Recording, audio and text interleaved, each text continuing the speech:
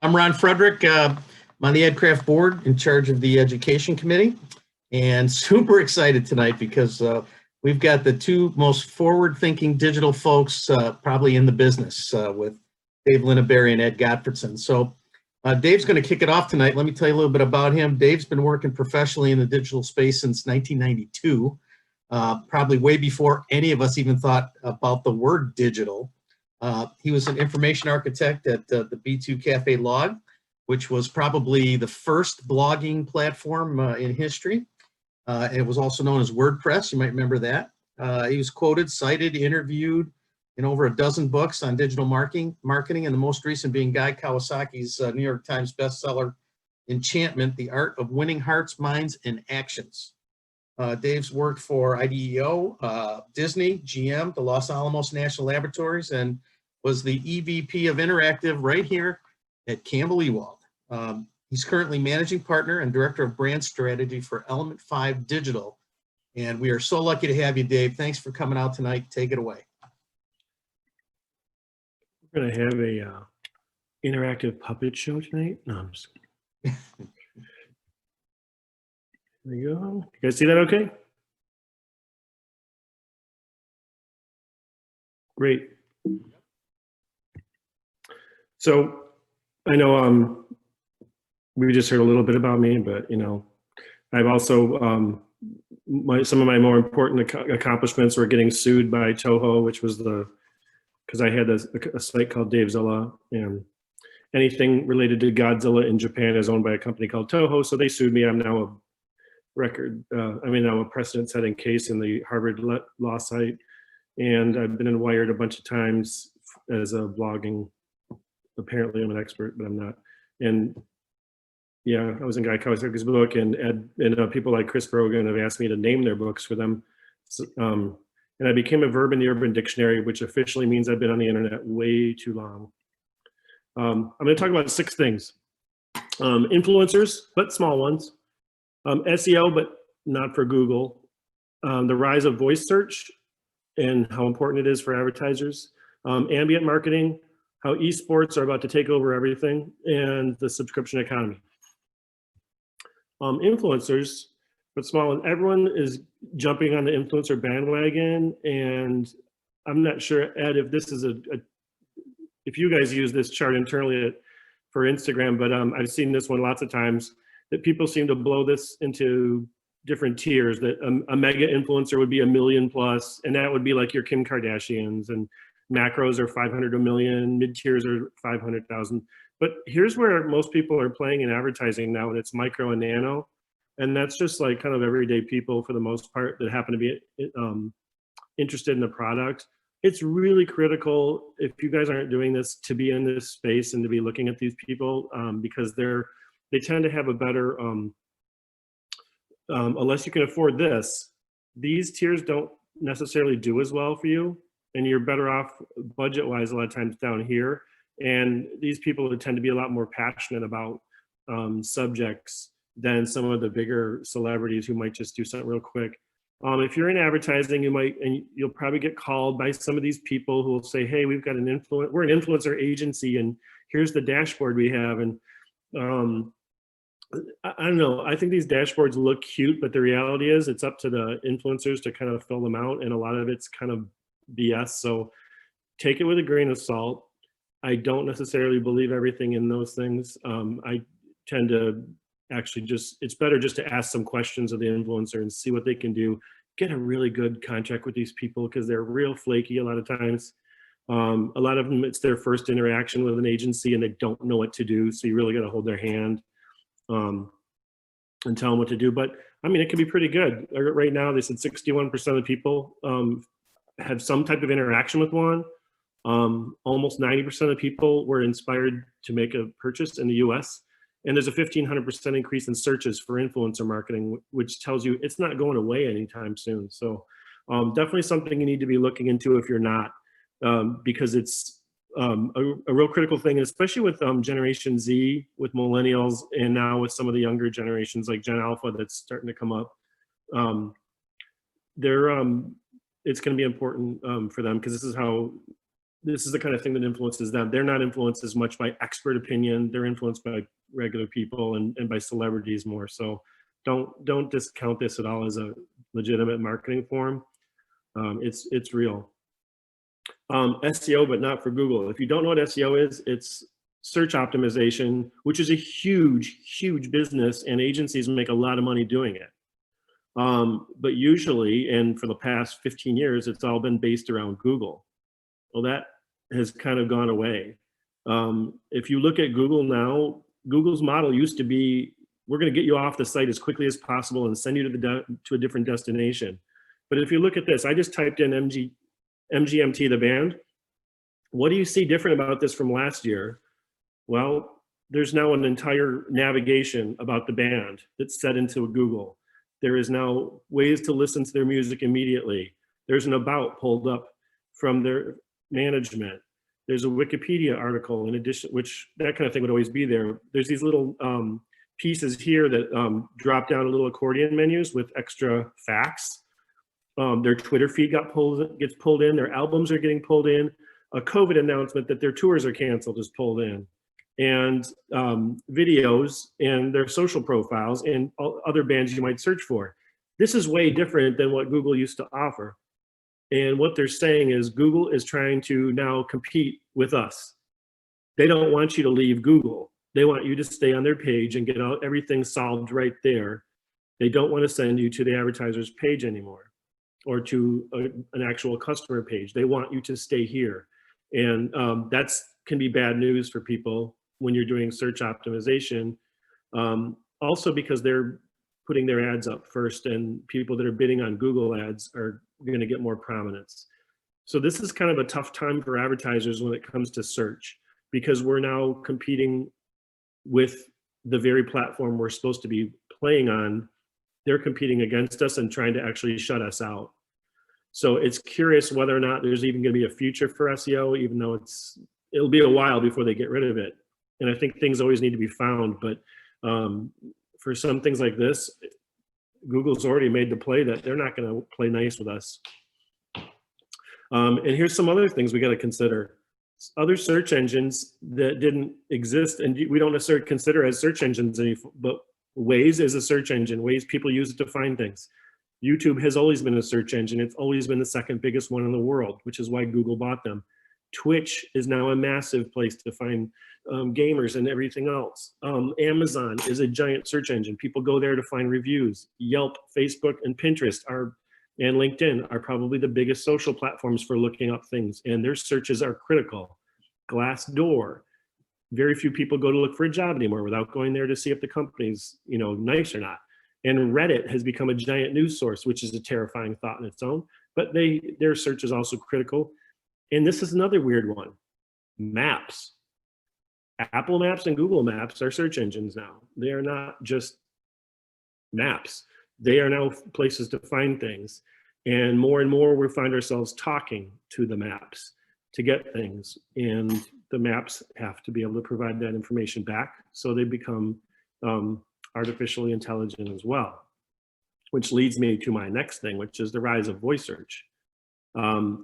You're probably familiar with these three companies, Google, Apple, and Microsoft. They are the three largest manufacturers of, except for, I didn't put Alexa on here and I should have. Alexa and those are the biggest companies making what they call smart speakers. And voice assistance and voice search is growing exponentially. This is a problem also for advertisers. Why? Because you only get one result when you go to voice search. When you go to Google, you get pages and pages and pages. When you go to Bing or DuckDuckGo, you get pages and pages of results. When you ask Alexa or Siri for an answer, you get one answer. So it better be right. And the problem is they're not doing a very good job of it. Google Assistant is the most accurate, and it gets about 82% of the questions right.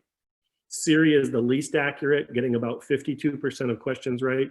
However, Siri is the best listener and understands 99.4% of our questions. The other ones do a terrible job at understanding what we're saying, even though they might get the answers right. eventually.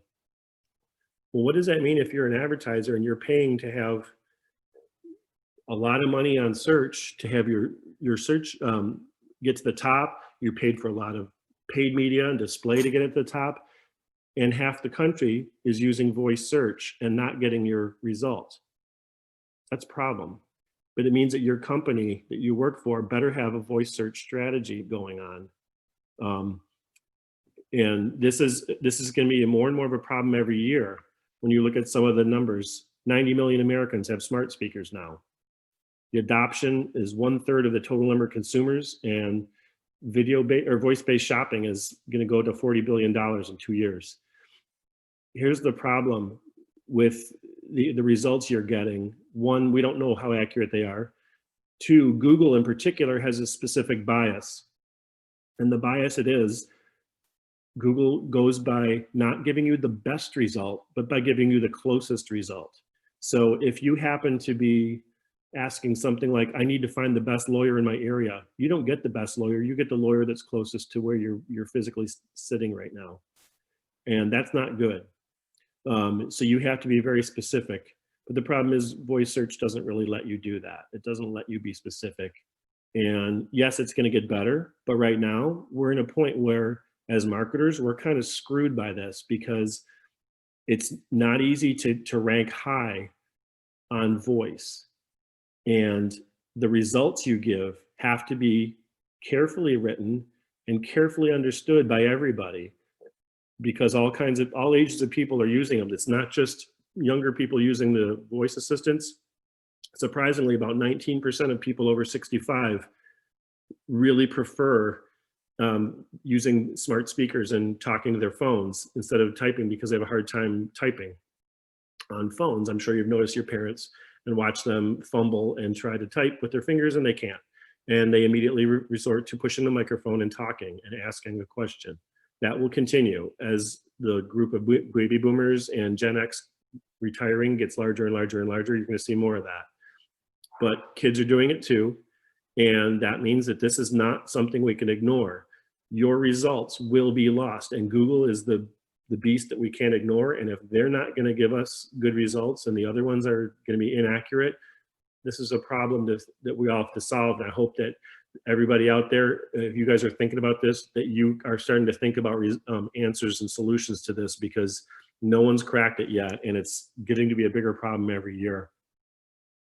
I think I talked about this earlier, that Google had 81% of the answers right. This is interesting, though, is that 20% of the questions people ask are only 25 words are being used to do it. Because we're very, it's because we don't use search that much with our voice. We tend to limit the kind of searches we're using it for. Like, you're not likely to ask Alexa for a calculation. But you might type one into Google's field. However, you're definitely going to ask maybe for a pizza to be ordered or things like that. And if you look at the top common words, it's how, what, and best. And that kind of tells you there's a lot of shopping going on and a lot of reviews and comparisons going on. So that's something to think about. If your agency has not embraced voice search by now, man, I would find another place to work, because they don't get it. And if you think they should be getting it, then you be the one that comes out, go back after today, tell your agency, we've got to get on it. I just saw these stats and they made me sick. So we got to get jumping on this now, because this is really, really going to kill us if we don't. Next one, this is something really fun, and that's ambient marketing. And the idea is putting marketing in places where people don't expect it, and it's in physical locations. And there's a lot of different types. Here's one I worked on when I was at Campbell Ewald. We had Kaiser Permanente was one of our clients. We made these buildings that were abandoned look like a giant open refrigerator to make people think about eating healthier. And this is a very ad-facing one. Some of these are much less ad-focused, but still kind of fun. Like this one, Jeep is showing you, without using any words, that anything is a parking spot to a Jeep, which is extremely clever. Nike is telling you Nike users don't sit down, nor do they take the escalator, they walk up the stairs. These people use the brown of the bench to turn it into a Kit Kat bar. Activism one.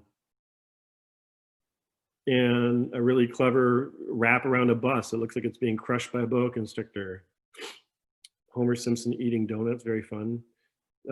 Noodles, a pasta ad. Those kind of things are really fun. I really like this kind of advertising. I like the idea that it's not using necessarily words, it's using more cleverness. Some of them, McDonald's has done some really fun ones where they actually used shadows. So the ad would only appear at certain times of the day, or the message. There's a lot of things you can do with that. And I think if you're a creative, this is something I would definitely look into, because it can be very inexpensive way to get an ad out that's a different kind of message. And you know, if you were smart, you'd probably put like a QR code near it to send people. Wasn't it funny how we hated QR codes when they came out, and all of a sudden now we're using them everywhere because every single restaurant has QR codes for menus now because of COVID? Well, they came back and they're being used again, and people are finally reluctantly adopting them. So don't feel bad about pushing QR codes again. They're probably going to be here to stay. Esports. If you haven't been paying attention to this, you've been under a rock. It is getting huge. And does anyone know who this person is? This is Tyler Blevins. He's known as Ninja. He is 29 years old, and he's already worth $15 million from playing Fortnite. He has 15 million followers on Twitch, 14 million followers on Instagram, and he's set the record on Twitch of hitting 600,000 viewers in a single game, but he averages at least 300,000 a game, which is a massive number of people to watch somebody play a video game. There's big money going into this. It's the heavy bettors of sports are now moving to esports, and they're putting a lot of money into this. It's about $7 billion right now that's being bet on esports.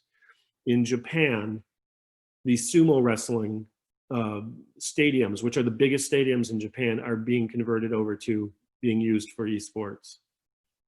Just to give you an idea how big it's gotten in the last couple of years, esports is now second. It's bigger than the MLB, NBA, NHL, and MLS. It is just behind the NFL, and the rate it's growing at, it's very likely to surpass the NFL in sales next year, or certainly the year after. And it's not like it's one of those hype things that's just going out. It's just there's that many people who like it. There's a lot of reasons it's growing. Like soccer, esports is something that anybody can pretty much get into as long as you have some device for connecting to the internet. It's just a low cost of entry to get into. It doesn't matter if you're handicapped, you can play esports. It doesn't matter how old you are, how young you are, or your gender or your race. Anybody can do these and be really, really good at them. And that makes them extremely appealing. You also have Generation Z, more so than the millennials, and Gen Alpha growing up, having always had video games. So for them, this is a lot more appealing, and they are jumping onto these instead of traditional sports. And if you look at the average ages of the traditional sports right now, they're approaching the mid-50s as averages. That's not good. They're not attracting younger people at all. So that means that esports is going to be where all the money's going. So it's something to think about. If you look at average opportunities for us as advertisers, sponsorships right now are the biggest, then media rights, and there's other things too, publisher fees. I think merch is going to get bigger. We'll see more and more people finding ways to do that. I've been noticing a lot of money is going into making socks for these guys, because the way the cameras are positioned, a lot of times all you see is their ankles.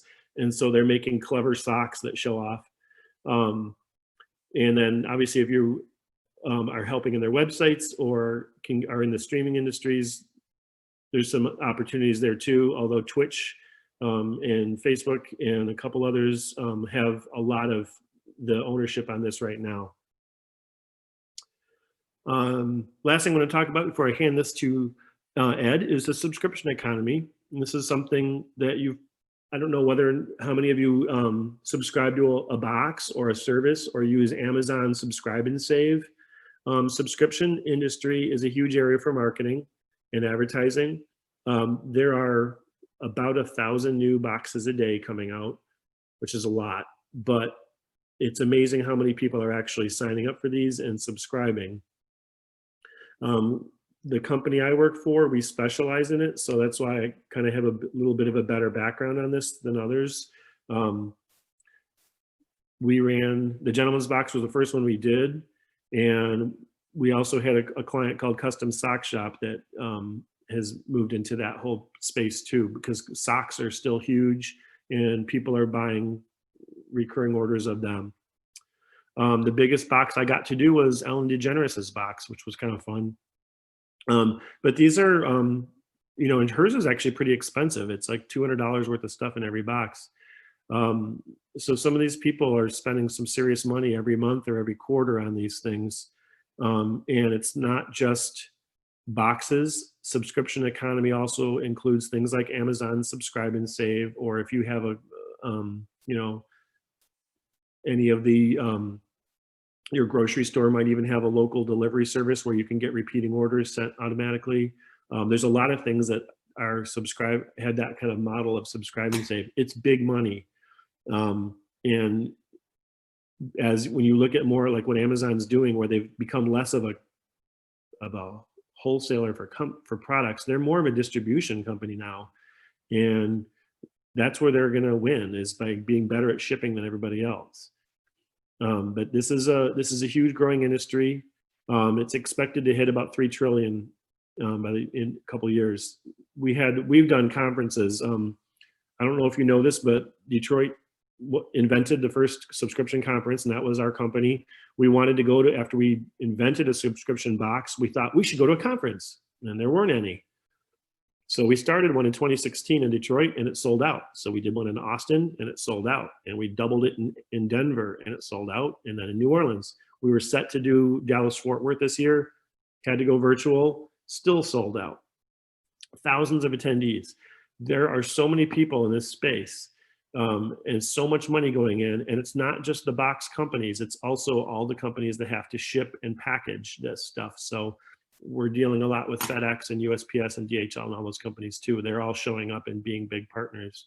But there's big money in this area, and there's no shortage of room for agencies in here, because there's just so many companies coming out doing this. And so many companies are realizing, hey, why are we selling these once in a while? We should just put up little things like tiny little coffee roasters in Ann Arbor are making their own subscription services. So many companies are. So if it's something you think your clients could use, definitely recommend it, because it's a big thing now, and people are not afraid to sign up for them like they used to be.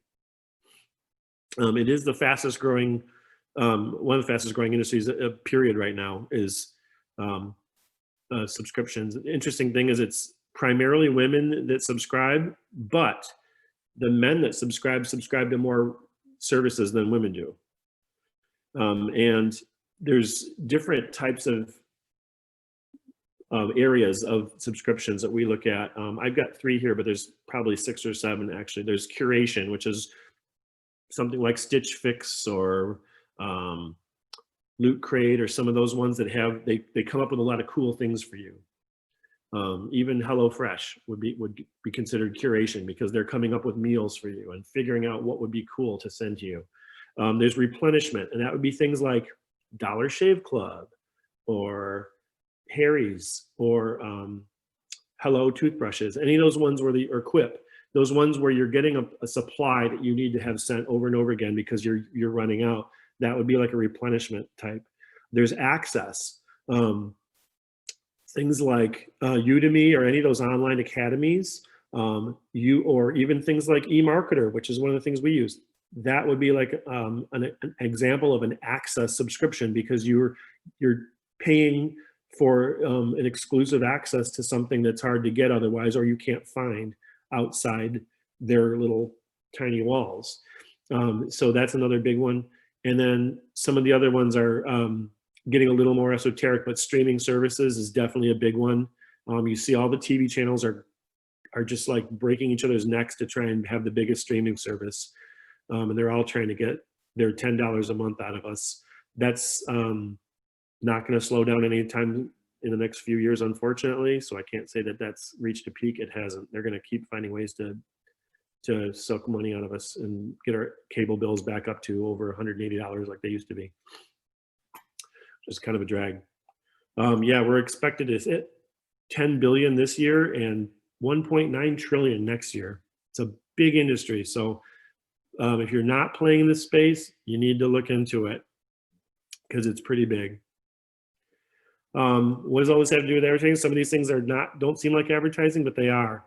All of these are things that are affecting you. And one of the things we've noticed is increasingly over the years, you may have already experienced this yourself. Clients are asking us as advertisers to write their business models for them. It's like people are going into business or have been in business for years and they have no idea how to run their actual business. And they ask the advertisers to do it for them, which is really strange. But immersing yourself in at least a little bit of all these odd areas that are coming up is really important for you when you're starting out, because you become a more useful person down the line, and you can recommend a lot of things that maybe your agency doesn't try. And I think that's critical, because I get really tired of hearing agencies that do the same things over and over again. And I'd rather see some of them doing some of these cooler things and new things. And also, I just want you guys to be aware of some of these areas that are a lot of money going on, and it's kind of quiet. You just don't hear a lot about it in the media. And Adweek isn't even doing a great job of covering a lot of these things. Okay? So that was me. And I'm going to hand it over to Ed, unless we're going to do...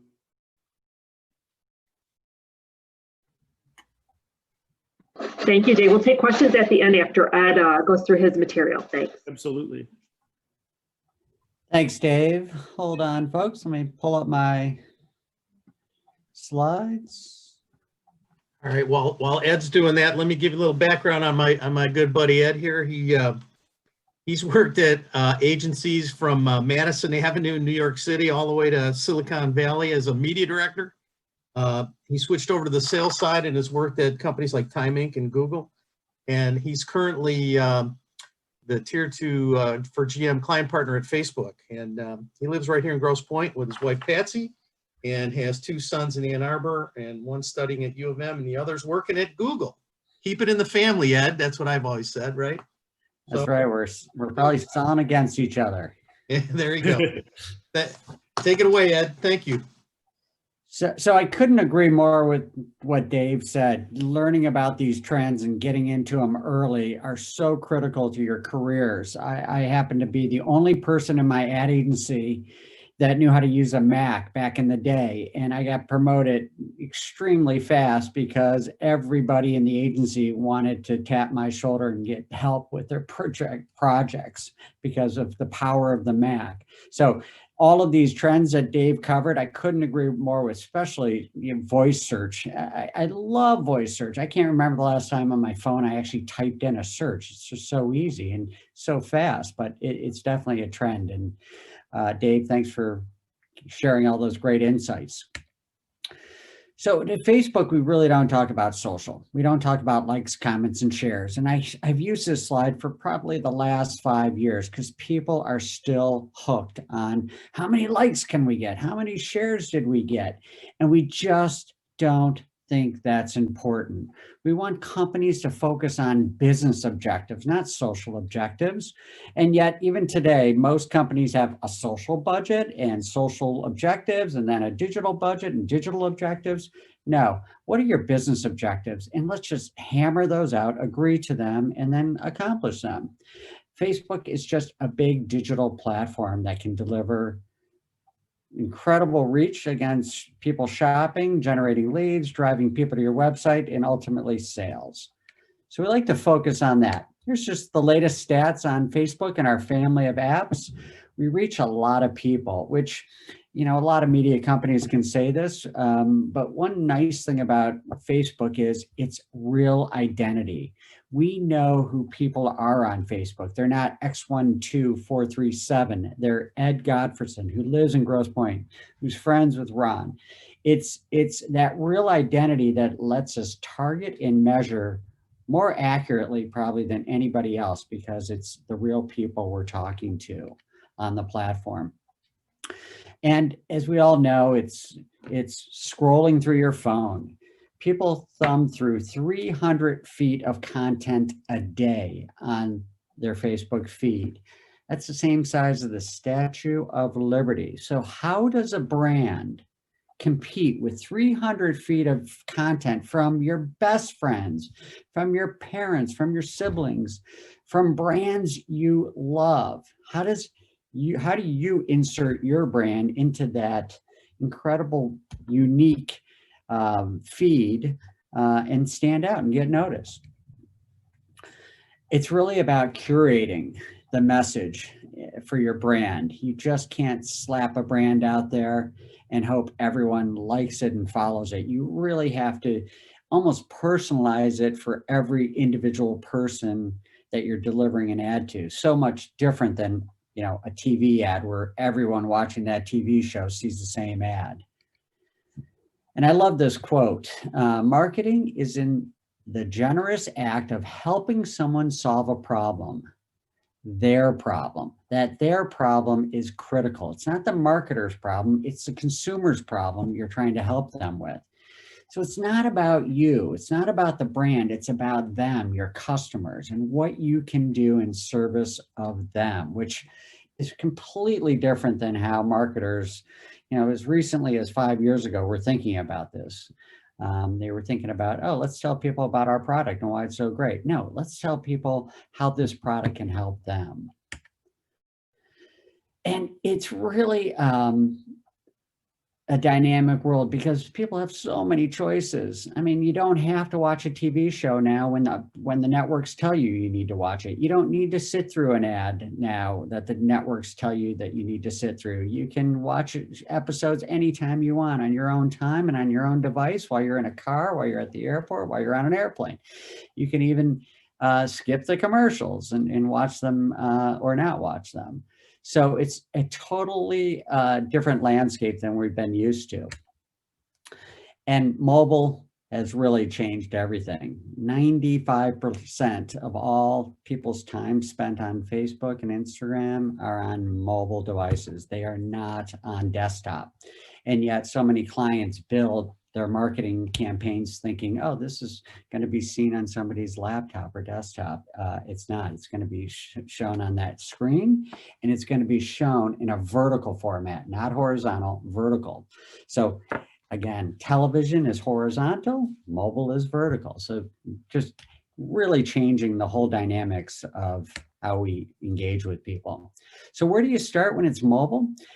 Short video. Obviously, great imagery is good in a feed to stop that thumb going through that 300 feet of feed, but short is better than long. And people say, well, how short? And we say, as short as you can get your message across in is how short it should be. If you can get that same message from a 15-second commercial into a 7-second video, do it. Get it as short, and also front load the message because people are more likely to scroll through it quickly. So you want to get your message out in the front of the video, not at the end like most traditional TV spots.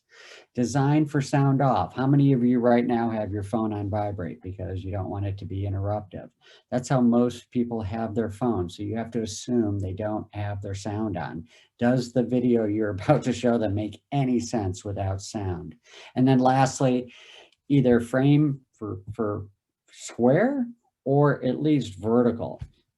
Again, 90% of people keep their phone in vertical mode versus horizontal. So you just get so much more real estate if you have your ad campaigns, and whether it's an organic post or a Facebook ad campaign post, you just get that vertical aspect and you command so much more of the screen. And then targeting, reaching the right people. Facebook has a lot of data. It has that real identity. It's really me. It's really my age. It's really my gender. It's all of my interests, all those things I've liked on Facebook or watched. If I watched a lot of Tiger baseball videos, they know that I'm interested in Tiger baseball. Life stages. People say they just got married. They're in a relationship. They're newly engaged. So we have all of these things. And then of course we have location. People are walking around with their phones and they have, we have very good accuracy on location, but it's not just our data. Your data, customers' data, from a client standpoint, a brand's data is really always the best data you have. And whether it's uploading your customers who are about to have their lease end on their Chevy and target them with ads on Facebook, or somebody that was just shopping on your website to remarket to, or to allow us to go out and find lookalikes of the people that were just on your website shopping. And then you can upload third-party data, whether it's bulk data that somebody just bought a vehicle or somebody's about to buy a vehicle, or credit card data. There's third-party data sources all over the place. So really the order of preference is your data is the most powerful, and then a combination of the other three sources can be very useful as well. So how do you stand out as a brand, and not just have nice messages and beautiful photos of your product, but how do you really stand out and get noticed? A good brand shows up. A great brand plays a very big role in your life, not just ad awareness. And I've got two examples to share with you today. First one is from Nike.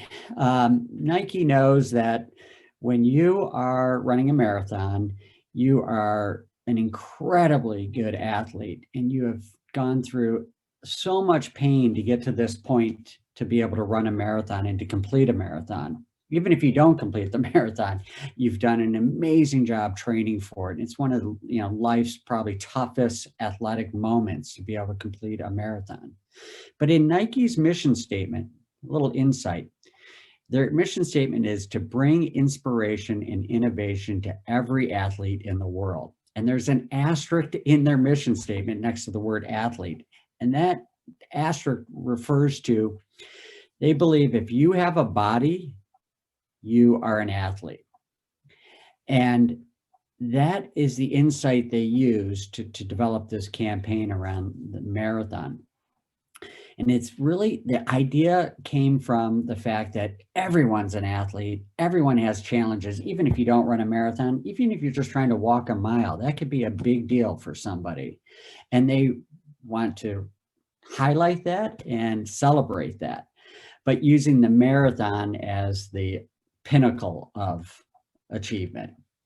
So what they do, I don't know if you remember back, but they had this campaign where they put on how can we break a marathon, a 2-hour marathon. It had never been done. Nobody had ever run under a 2-hour marathon. So they did teaser ads with countdowns, getting people involved and getting ready for the actual live event. And then they went live on Facebook where people were commenting and sharing, and they recorded the whole thing.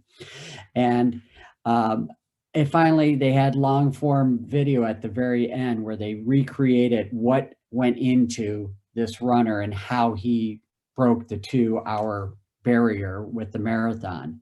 So they had the teaser, the actual event, and then the long form video that was told the full story.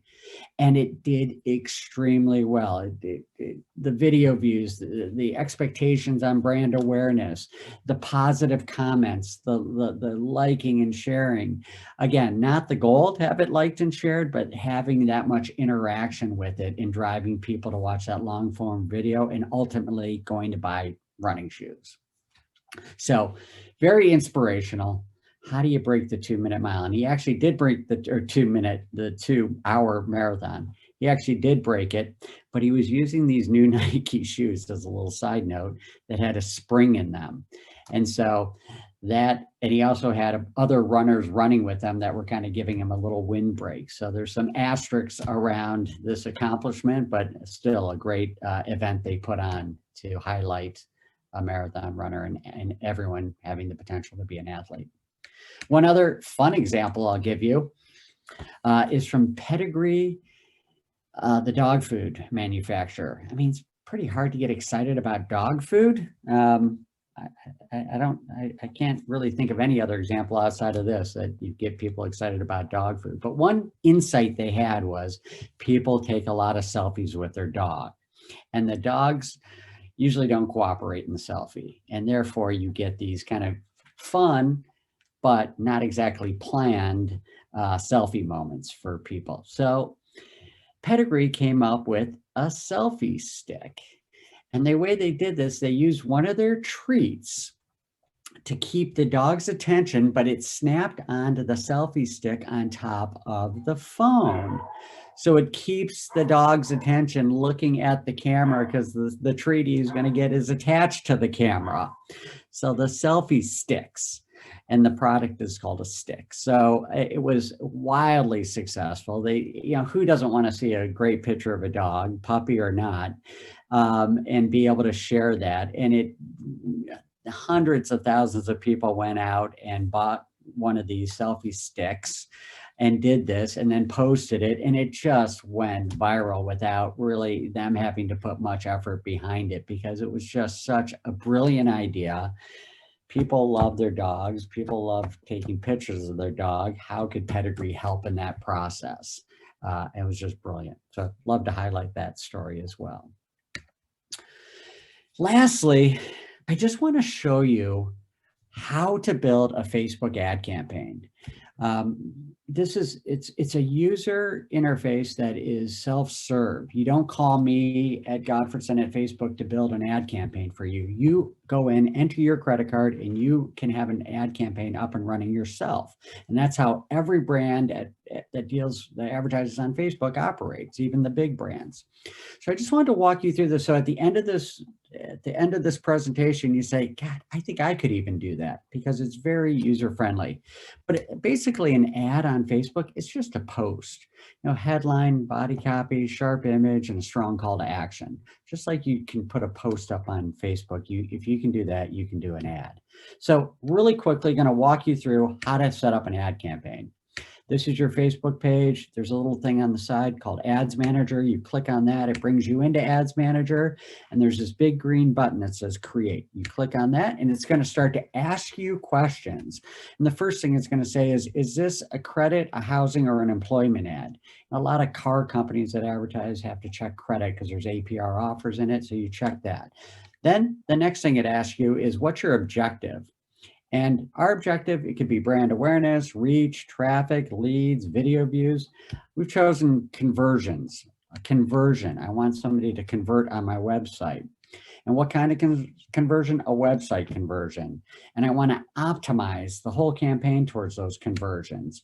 And I'm going to define a conversion using the Facebook pixel on my website as somebody that viewed content. And you can say somebody that viewed specific content. For example, that pedigree example, it could be somebody that went to that selfie sticks page and viewed that specific content. So tell Facebook, go out and find me more people that will do that conversion.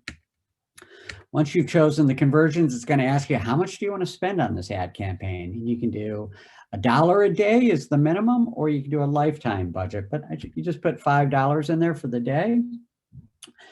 And then it's going to ask you, well, who do you want to target with this ad under this audience section? And I'm going to show you how to do a lookalike audience of somebody that was just on your website, because that's a great way to get new customers. You're not going to reach the people that were on your website. This is people that look like the people on your website.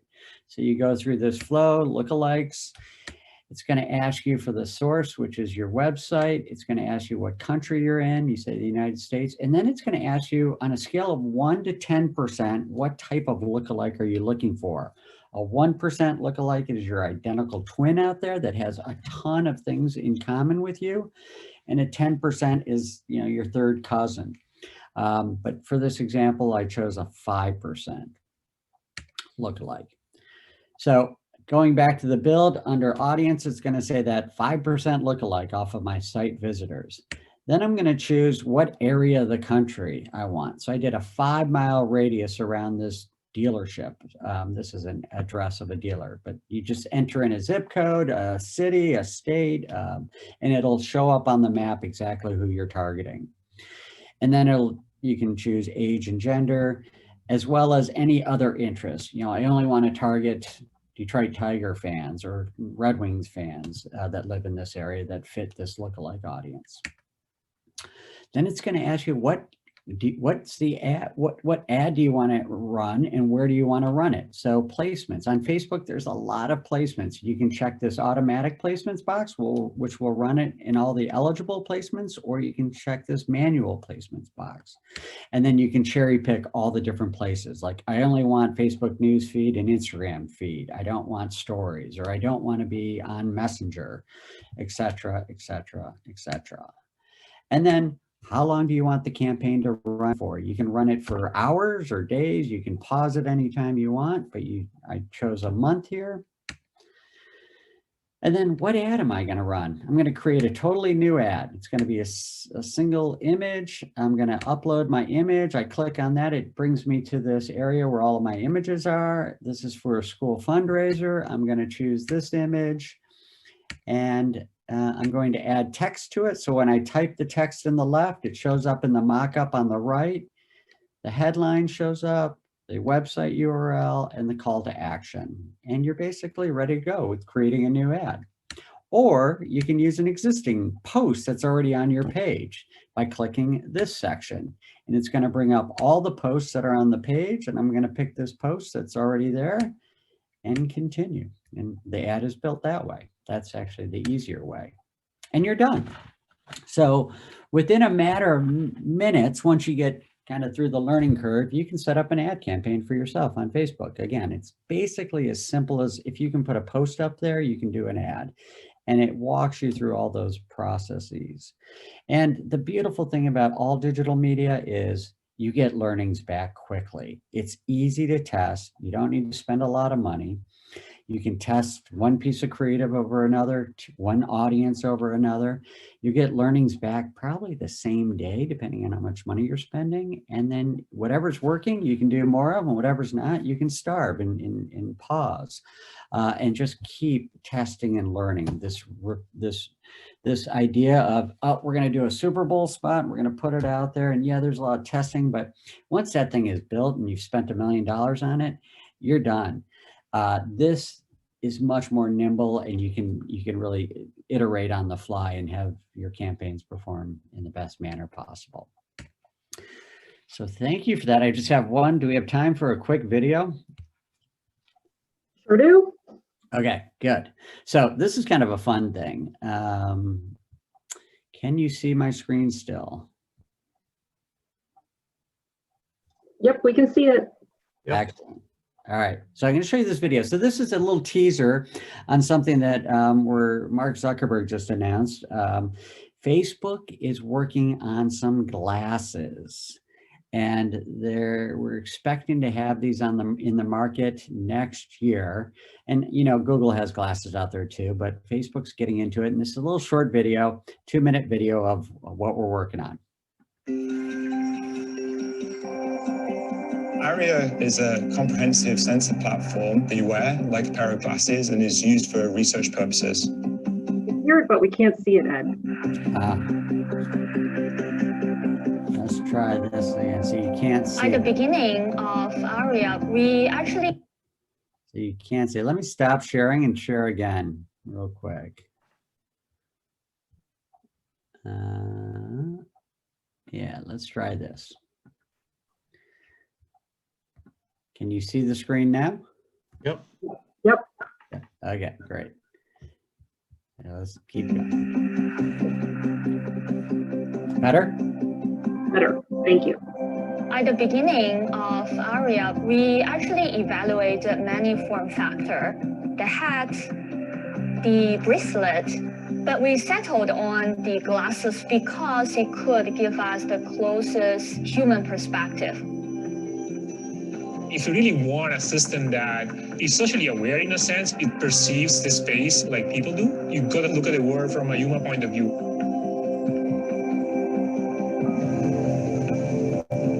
This allows us to start to teach devices to see, hear, and contextualize, and making sense of the situation so that they could better help humans in the future. Imagine you lose your keys, and now you have a device that's able to tell you, hey, you left your keys on the coffee table. Or the ability to take your human senses and feel as if you are somewhere else in the world. When we think about navigation, It's not just the turn-by-turn direction that you're getting from your phone, but it's really navigate you through anything. Navigation also will unlock amazing possibilities in public safety and accessibility. Project ARIA is about figuring out the right privacy and safety and policy model long before we bring AR glasses to the world. We anonymize all the data, which means we blur faces and license plates. Starting in September. Oh. Sorry, guys, the Wi-Fi stopped there, but gives you a little feel for what's coming from Facebook next year. Thanks, everyone. If you have any questions for Dave or me, please let us know. All right.